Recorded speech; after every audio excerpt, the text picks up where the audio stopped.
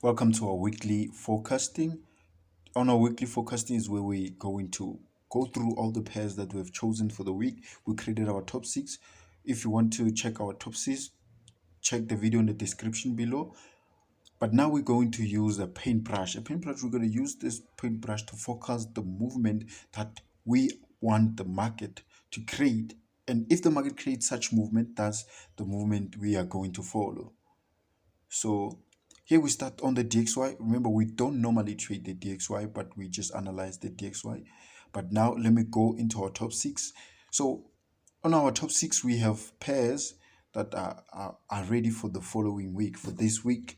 So for you to know how we predicted this move and where we started, watch the video in the description below called Sunday Market Analysis, right? So now we have the USDJPY.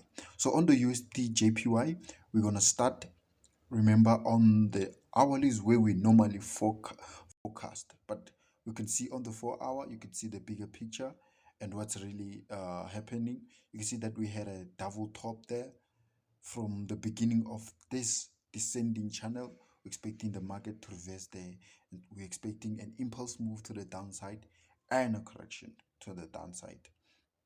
Now we're going to move into the hourly time frame to show you our own prediction. So as you can see, there's the double top. We had two touches there, so we go into the downside. And as you can see on the second leg of our double top, the double top is, we have an ascending nature.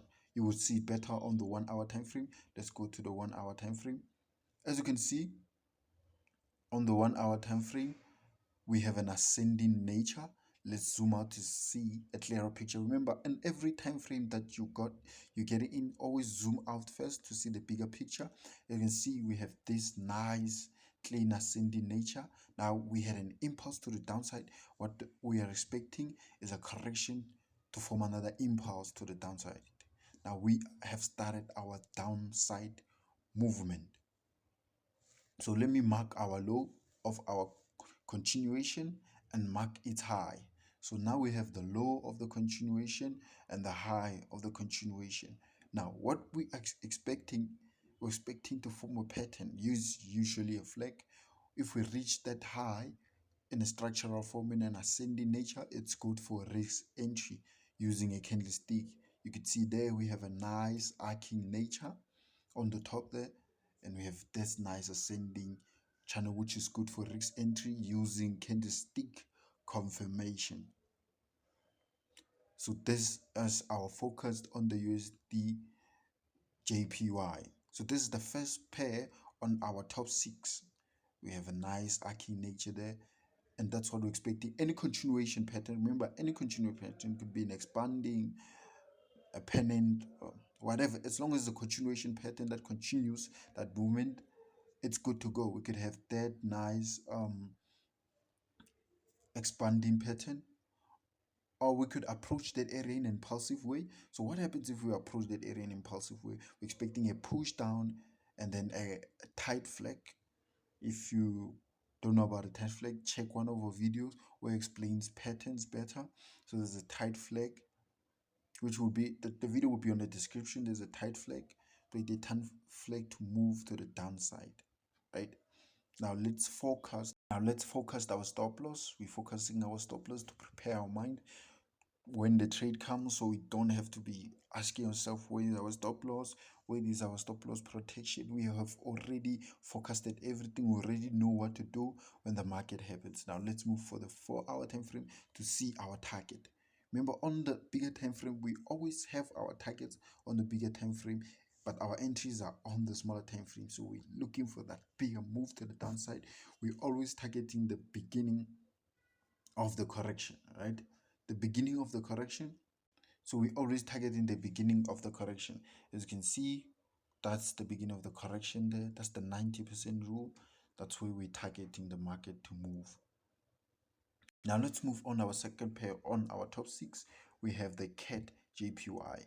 Now let's zoom out to see how our bigger picture. We see in the bigger picture, we had an ascending top. I told you, an ascending pattern is a reversal, and you could see we had a double top within that ascending. Now we had that impulse. Now we're forming the nice correction to continue our move to the downside. Now remember, the market moves in one of two ways: impulse, move, correction. Now within that channel, as you can see, we could have that impulse, then that correction, and we continue to the downside. We don't normally have to go back to form another touch of our recent high. Remember how we analyze this pair. With showed you how we analyze this pair on the video Sunday market analysis. It's on the description below. Check the description and check the video out. We explained everything there. Now we zoom in, going to the 1 hour. That's where we normally focus. On the 1 hour, you can see we have that beautiful impulse to the downside. Now we're expecting a correction, a nice correction, then a move to the downside. That's what we are expecting from the market. Expecting the market to give us that nice correction continuation pattern. Remember, when I said that correction from that impulse, I mean a continuation of any continuation pattern of multi-touch. Remember, multi-touch, just 1 2, you need to have clear bottom to have a clear top, right? So we're gonna have to wait for the structure to form nicely. We could have an expanding nature, or we could have a tight flag there, or we could have a wedge. We could have a nice wedge there, a pennant, whatever continuation pattern we have in there. We have. So no, now we write what we want to take in case on any scenario. So we have to write it so that when it happens, we don't go around messing up with our psychology, thinking, should I take the trade? Should I not take the trade? You already know what you want from the market. So when it happens, you don't have to spend time thinking, should I take the trade? Should I not take the trade? That's good for your psychology. Now we wrote any continuation pattern. Means we're waiting for any continuation pattern there. Now we're moving to our third pair, which is the AUD Swiss franc.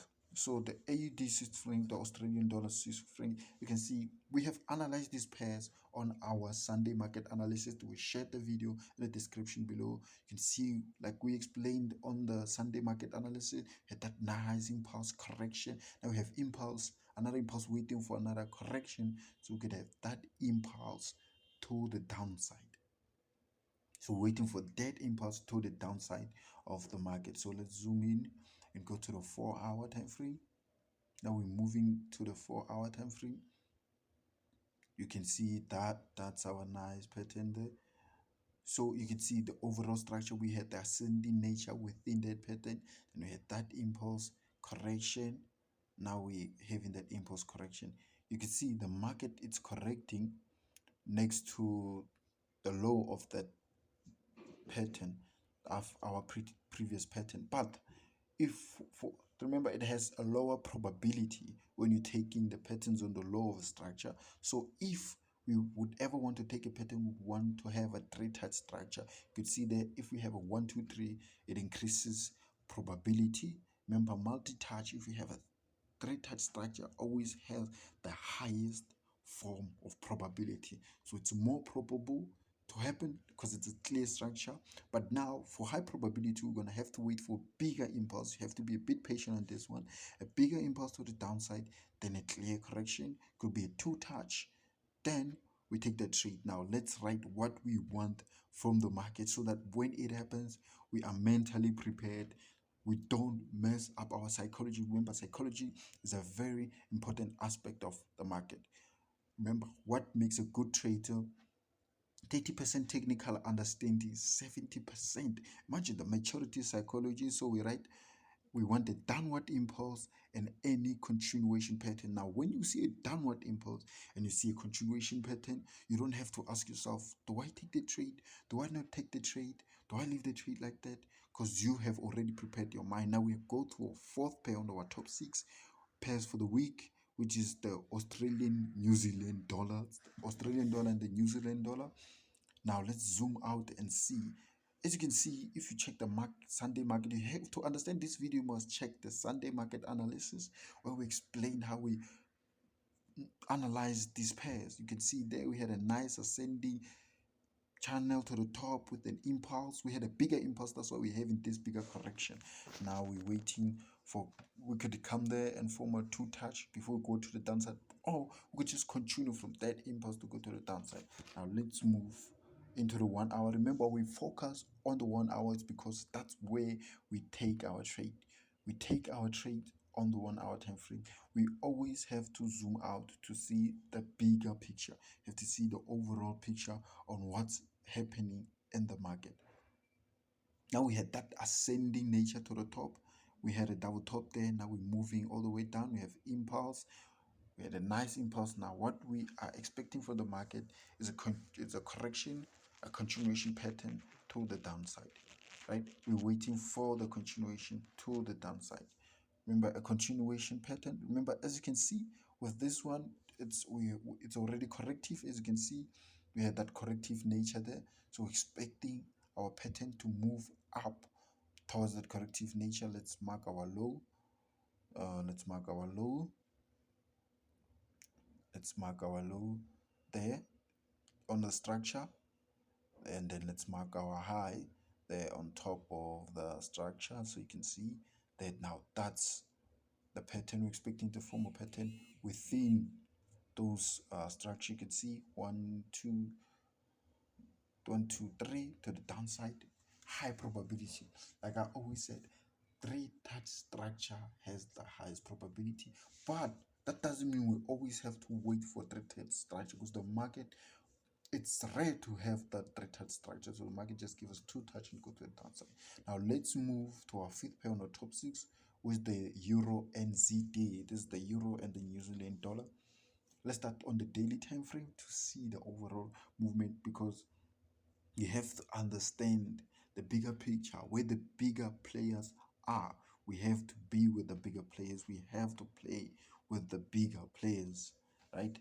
Now we have this nice channel. Let me show you. You must watch the market analysis. Now we're expecting a correction towards the top of the structure there. As you can see, this market has been moving correctively, so we're expecting it to continue moving correctively to the top, to form a double top there and move all the way to the downside. You can see we're expecting that nice double top there to continue our move to the downside. Nice. Now let's forecast. Let's write our forecasting so that when it happens, we have different scenario the market moves. There's a video also I've released about market nature. It will be on the description below. So the first market nature, it's corrective and impulse and structured. So this correction and impulse always form the structure, right? A structure is a clear pattern, right? So we have to have certain scenario, different scenarios. So if the market reaches the area correctively, how would we take the trade, right? How would we take the trade? So if we reach that area correctively, we're going to wait for push down, which means an impulse to the downside, and a flag. A flag, it's a continuation flag. Mostly we're gonna expect a tight flag, which has a high probability at the beginning of the impulse. So the tight flag has a high probability at the beginning of the impulse. Secondly, if we have an impulsive movement towards our double top there at the top, what are we expecting, right? What are we expecting? We're going to expect a candlestick confirmation. We're going to go to 1 hour and 15 minutes and check our candlestick, a bearish candlestick, and that would be good for a sell, right? That would be good for a sell. So now we have forecasted it, we've wrote it there. Now, when it happens, we don't have to mess up our psychology thinking, should I take the trade or not? Now, the last pair in our top 6 is the USD-CAD. So the USD-CAD, it's our last pair on our top 6. As you can see on the USD-CAD, I've explained how we analyze this pair and what are we expecting and why we're expecting on the market, Sunday market analysis. You have to check the video. Now we had that corrective move. We are forming that double top there to the downside. You can see we've been moving there correctively. Then we had a bit of impulse, double top, and then to the downside. Let's move for the 4 hour to zoom in into that double top so you can understand what do we want within the double top. Always zoom out to see the bigger picture, guys. It's important that you zoom out so that you could see the bigger picture. As you can see there, we had the USDCAD. Now we move into the 1 hour time frame to see the bigger picture. Like I said, we only trade on the one, we only take trades on the 1 hour time frame, so we don't take trades on the bigger time frame. So we have to focus exactly on the 1 hour time frame. So we have to focus the scenarios that we want from the market. So the scenarios we're expecting from the market, what do we expect to expect? If we have, number one, you can see there that I focused, that I said an ascending channel, we're expecting a risk entry. So if we have a nice ascending channel there, remember I said a 3-touch structure always have the highest probability. If you take a trade on the right area on the 3rd touch with right candlestick patterns as confirmation, that's a high probable trade. That's a more likely trade. That's a trade that could bring you a high percentage. So what I've seen in the market, I've always had high percentage if I've taken trade with high confluence. Now we have to forecast our stop loss so that when the trade happens, we don't have to say, hey, what stop loss should I, where should I put my stop loss? You have already focused that, you have already gone through that. Now you don't have to go through the emotion, you just take the trade. You've already set the rules, you have your own set of rules of trading that helps with your psychology. Remember, psychology is a very, very, very, I cannot stress how important it is on psychology. Now, if we have the second scenario, that's the corrective part. If the market just moves there with low momentum, corrects all the way to the top of that area, or breaks out a little bit correctively and then moves in, we're not going to take it from the top, we're going to wait for a push down. Like I've explained, a push down means an impulse to the downside, and we're going to wait for a tight flag there or any flag there. 15-minute flag would be okay because we are at the top of the structure.